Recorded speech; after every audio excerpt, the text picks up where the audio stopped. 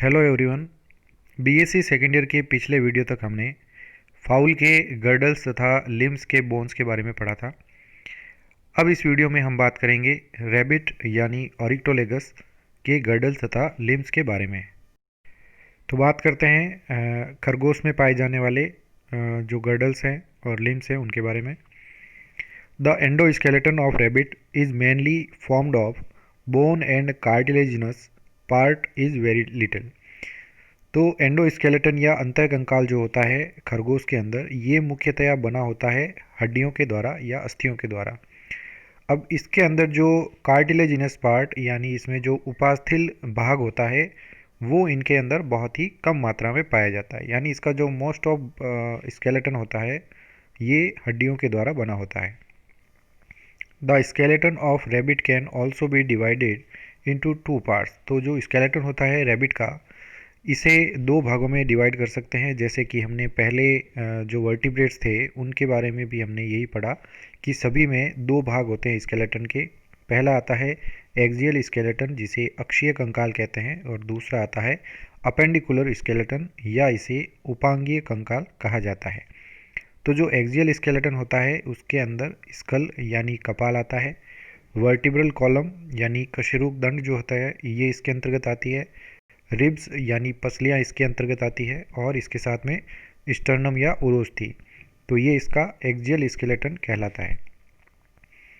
दूसरा जो है जिसके बारे में हमें इस वीडियो में पढ़ना है ये आता है अपेंडिकुलर स्केलेटन या उपांगीय कंकाल।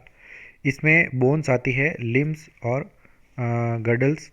तो बोन्स जो है इसके अंदर लिम्स की यानी अग्रपाद और पश्चपाद की अस्थियाँ, और उसके साथ में गर्डल्स तो जो होती हैं पेक्टोरल गर्डल यानी अंश मेखला, और दूसरी आती है पेल्विक गर्डल या श्रोणि मेखला।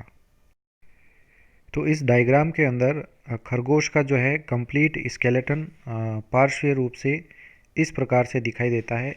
तो इसका जो फर्स्ट पार्ट आता है यानी कि जो एक्सियल स्केलेटन है इसका, इसके अंदर आ जाता है स्कल। दूसरा आता है इसका वर्टिब्रल कॉलम जो कि इसके पूंछ तक होते हैं।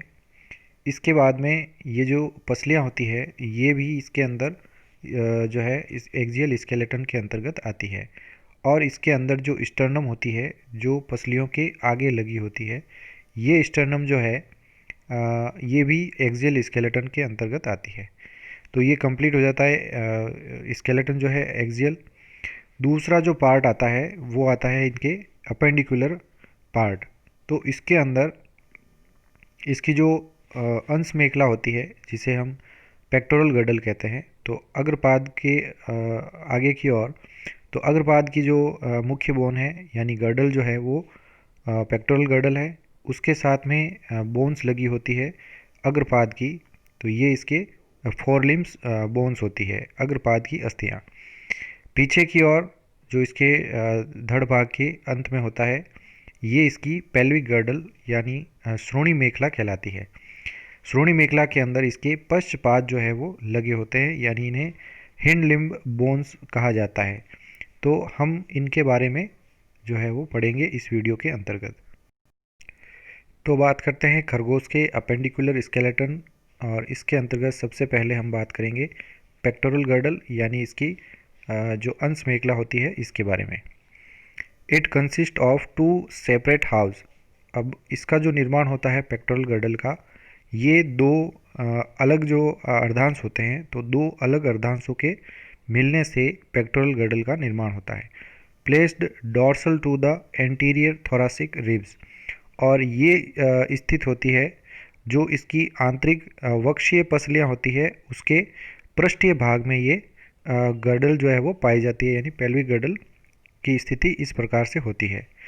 और ये होती है इन बिटवीन फोर लिम्स, यानी इसके जो अग्रपाद होते हैं उन दोनों के बीच में ये पेक्टोरल गर्डल पाई जाती है। तो अग्रपाद के बीच में तथा जो थोरासिक रिब्स या वक्षीय पसलियाँ होती है उनके एंटीरियर भाग के डॉर्सल साइड की ओर पाई जाती है। It supports four limbs. तो ये जो गर्डल होती है ये अग्रपाद को सहारा प्रदान करती है, and protects the soft part of the body from the ventral side. और ये प्रोटेक्ट करती है जो कोमल भाग होते हैं शरीर के अंदर पाए जाने वाले, जो कि इस ये जो है अद्रिय रूप से या अद्रिय भाग से इन अंगों को सहारा प्रदान करती है तथा सुरक्षा भी इसको प्रदान करती है। Each half of the pectoral girdle is known as innominate. तो जो प्रत्येक आधा भाग जो होता है या जिसे अर्धांश कहते हैं, तो अंश मेखला का प्रत्येक अर्धांश या आधा भाग इनोमिनेट कहलाता है।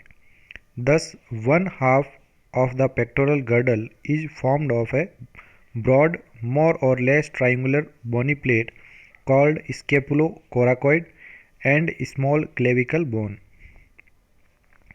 तो इसके अंदर इसका जो आधा भाग होता है, एक अर्धांश जो कि पेक्टोरल गर्डल का है, ये बना होता है एक चौड़ी और कुछ जो है अधिक या कम ये ट्रायंगुलर बोनी प्लेट होती है या त्रिकोणाकार अस्थिल प्लेट के रूप में पाई जाती है। और इस जो हड्डी को या अस्थि को कहते हैं scapulocoracoid and a small clavicle bone, और इसके अंदर एक छोटी क्लेविकल बोन या जिसे कॉलर बोन कहा जाता है। तो ये दो जो है बोन्स मिलकर इसकी पेक्टोरल गर्डल का निर्माण करते हैं। तो बात करते हैं इसके अंदर आने वाली पहली अस्थि जो है स्केपुलोकोराकॉइड। It is mainly formed of scapula, which is a thin, flat and more or less triangular bony structure। तो ये जो अस्थि होती है स्केपुलोकोराकॉइड, ये मुख्यतया बनी होती है स्केपुला अस्थि के द्वारा, और ये एक पतली चपटी तथा एक लगभग त्रिकोणाकार एक प्लेट के रूप में जो है अस्थिल संरचना होती है। तो स्केपुला जो होती है इसमें लगभग त्रिकोणाकार अस्थि पाई जाती है, जो कि पतली होती है, चपटी होती है तथा ट्रायंगुलर शेप में होती है या त्रिकोणाकार होती है। Its outer surface bears a prominent ridge. तो इसकी जो बाहरी सतह होती है उसके ऊपर एक स्पष्ट रिज या कटक पाया जाता है, या इसे खांच जो है वो कह सकते हैं। तो ये इसके अंदर उपस्थित होता है, कॉल्ड द स्पाइन, और ये इसे स्पाइन या कंटिका कहते हैं। Which divides its surface into anterodorsal and posterodorsal portions. और ये जो स्पाइन या कंटिका होती है ये इसकी सतह को दो भागों के अंदर डिवाइड करती है। पहला इसके अंदर भाग आता है इसका अग्र पृष्ठीय भाग, और दूसरा आता है पश्च पृष्ठीय भाग। तो दो पोर्शन के अंदर इसको डिवाइड कर देती है। To which are attached muscles, और इनके भागों के द्वारा जो है यहाँ पर जो इसका स्पाइन होता है, ये इसके दोनों ओर जो ये भाग होते हैं एंटीरोडोर्सल और पोस्टीरोडोर्सल, इन भागों से मसल्स यानी पेशियाँ अटैच रहती है। The spine terminates ventrally into an unexpanded knob like structure. तो ये जो स्पाइन होती है या कंटिका जो होती है ये समाप्त होती है वेंट्रली यानी अधरीय सतह पर, और ये समाप्त होती है एक एक्सपेंडेड नॉब लाइक स्ट्रक्चर यानी एक वर्धी किए हुए घुंडी के समान संरचना के रूप में ये टर्मिनेट होता है या समाप्त होता है। और उस जो प्रोसेस होता है या प्रवर्ध होता है उसे एक्रोमियन प्रोसेस कहा जाता है, यानी एक्रोमियन प्रवर्ध इसे कहते हैं। Which posteriorly bears backwardly directed metacromion process. और ये जो है पोस्टीरियरली यानी पीछे की ओर से इसमें पाया जाता है पीछे की ओर प्रक्षेपित एक मेटाक्रोनियन प्रोसेस के द्वारा। तो ये इसके अंदर प्रोसेस या प्रवर्ध उपस्थित होते हैं।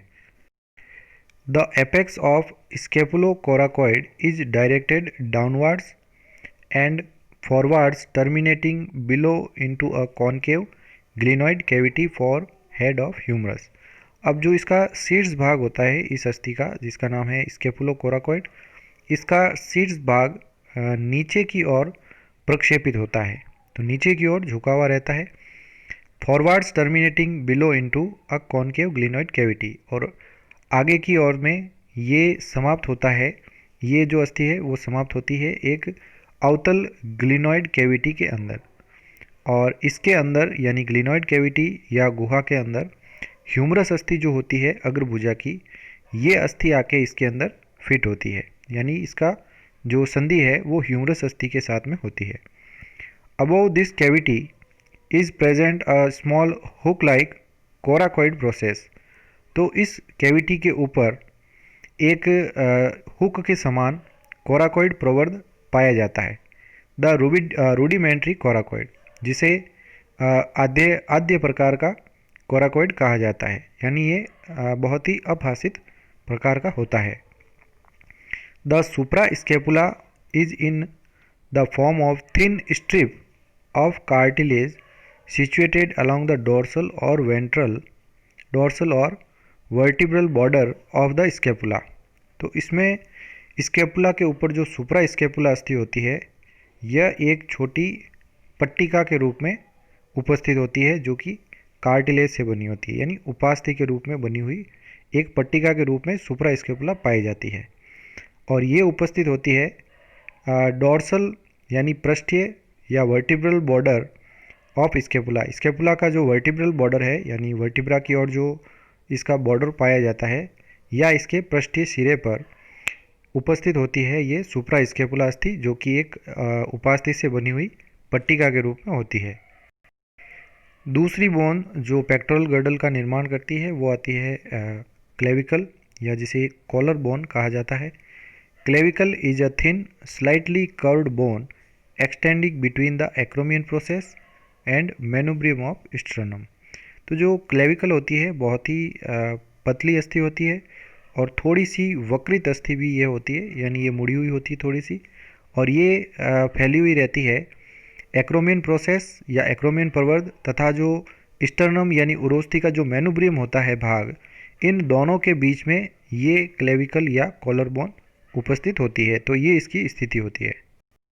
तो खरगोश में पाई जाने वाली जो पेक्टोरल गर्डल होती है, उसका जो राइट हाफ जो है वो आउटर साइड में इस प्रकार से दिखाई देता है। तो सबसे ऊपर की ओर देखा जाए तो इसमें एक पट्टिका के रूप में इसकी सुप्रा स्कैपुला होती है, जो कि कार्टिलेज से बनी है। ये इसके अंदर जो अस्थि यहाँ पर है ये कहलाती है इसकी स्कैपुला अस्थि।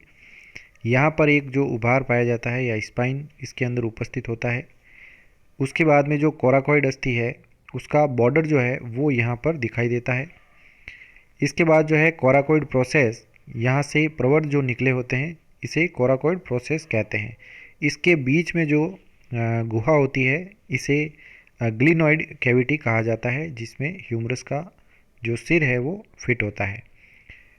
अब दूसरी ओर यहाँ पर एक एक्रोमियन प्रोसेस पाया जाता है और एक दूसरा उसके आगे की ओर मेटा एक्रोमियन प्रोसेस उपस्थित होता है, और इस साइड में ग्लिनॉइड जो है बॉर्डर उपस्थित रहता है। तो ये अस्थि जो है सभी अस्थियों के फ्यूजन से बनती है और मुख्यतया इसमें दो ही अस्थियाँ पाई जाती है, जो कि इसमें स्केपुलो कोराकोइड अस्थि होती है और दूसरा जो है क्लेविकल अस्थि है। तो ये इसके अंदर उपस्थित होते हैं। Thank you so much. अगले वीडियो में हम रैबिट के पेल्विक गर्डल या श्रोणी मेखला के बारे में पढ़ेंगे।